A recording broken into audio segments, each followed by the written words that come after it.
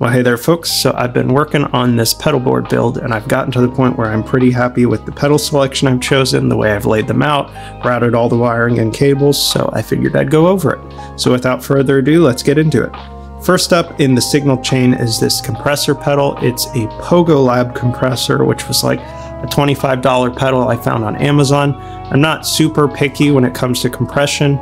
This works just fine as a compressor. It tightens up my playing. I use it a little bit like a volume boost, but mainly as a compressor.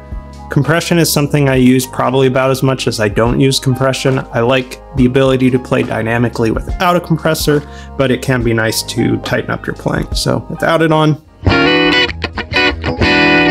and then with it on, so it sort of just rounds out your sound. Next up in my signal chain is this Hotone volume pedal. There are a couple things I like about this and a couple things I don't. The skateboard style grip tape on it is nice, easy to get your foot on. It acts as an expression pedal too. I don't use it for that, but it's a nice feature to have. One thing I don't like about this is I think that it could have a little bit more range to it. It's a bit of a shorter volume pedal. Something like a Dunlop mini volume pedal has a little bit more range, a little bit more expression. But this works just fine. Next up in the signal chain, I have this Donner, what's it called? A stylish fuzz. Fuzz is not an effect I use very often. I never use it live. And even in my personal playing and sort of noodling, it's not something I use a ton, but it's an effect I like to have. I feel kind of naked not having it as an option. I got this one for a couple different reasons. One, the price point. This was definitely a cheaper pedal. And two, it's purple, which is the right color for fuzz to be. Sounds kind of like this.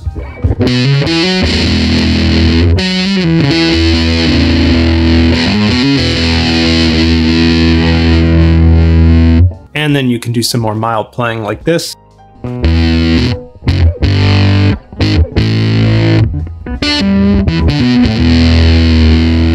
So, not a bad sounding fuzz for the price, at least in my opinion. Next up in my signal chain, I have my drive pedals, or I should say drive pedal. This is a Joyo King of Kings, which by the name you can assume is a King of Tone clone. I picked up this pedal used on Reverb. The logo is all worn off for some reason, but the pedal otherwise is in perfect shape. I don't know if this sat in a window or something, but maybe something to consider on these line of Joyo pedals. Whatever they're using to print with doesn't seem like it's the most durable material. This is of course two overdrives in one. It has an A and a B side. I have the A side set to be a more mild drive and the B side to be a little bit more gained up. It has some different switches that allow you to change the different clipping settings. I'm not going to get too much into that because I don't really know too much about it, but you can certainly play around with it, and I have it dialed in a way that I think sounds pretty good. So the A side, then the B side,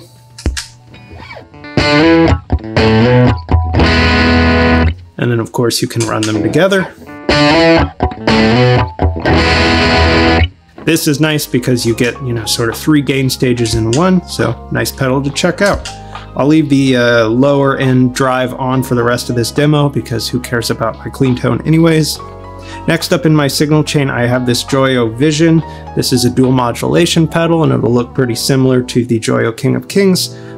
Same sort of idea, 2 sides, 2 different modulation effects that you can do. Same line of pedal, same enclosure and everything. I have the A side dialed in to be a tremolo. Tremolo is an effect that I use pretty often. I love the sort of texture and width you can add to your playing without necessarily adding too much more gain or volume. This is especially useful, I find, in praise and worship music where you have different chorus or bridge sections that repeat. You might want to add some texture to your playing, but you don't want to necessarily gain up or change the volume of your signal too much. And then the B side I have set up to be a modulation. Modulation isn't an effect I use too often, but I have it dialed in a little bit lower. It adds some width to your playing and is a nice effect to have access to. So the tremolo side.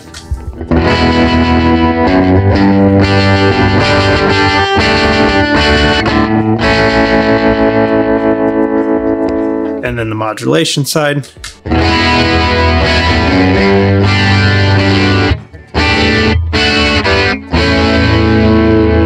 And then you can run them together, of course.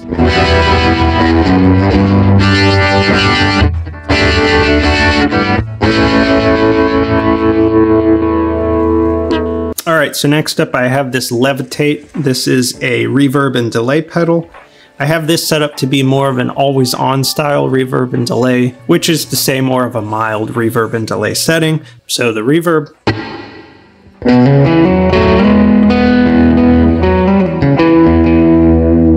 then the delay, which, like I said, is an effect that I kind of leave on all the time. You can actually dial this pedal in to be pretty ambient and luscious sounding, but I have this one set up to be more mild because next up in the pedal board I have this specular Tempest. This is actually a super cool pedal. It's got a bunch of really inspiring algorithms and stuff to use. The one downside to this pedal is I find navigating it to be kind of frustrating. You have to bank up by pressing both the switches, and then you need an external switch to actually bank down. The banks function in presets of 2, which I find sort of useless. I'd rather just jump up and down with A and B and have them set in the order I want, but whatever. So I have the A side set to be more of an ambient style reverb.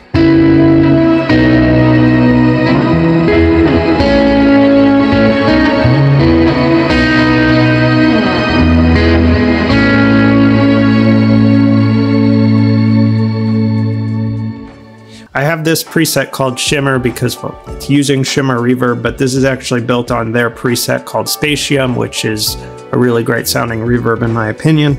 And then the B side I have set up to be this ambient delay. This is more of like a ping pong style delay.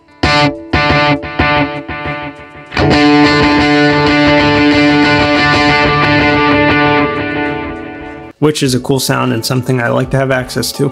So next up I have the Big Tone X. I'm not gonna lie, this isn't a pedal I originally intended to have on the board. There was a bunch of other options I was considering.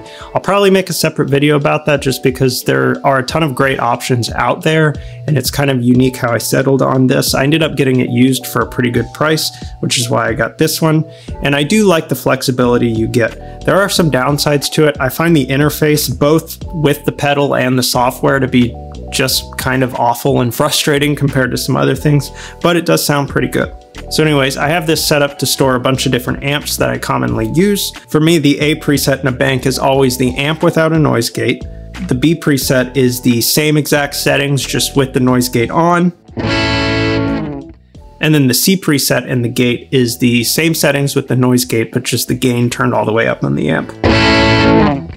Which allows me to have the option to get my gain either from a drive pedal or from the amp, which is a cool thing to play around with. You get sort of a different style drive from amp gain or pedal gain.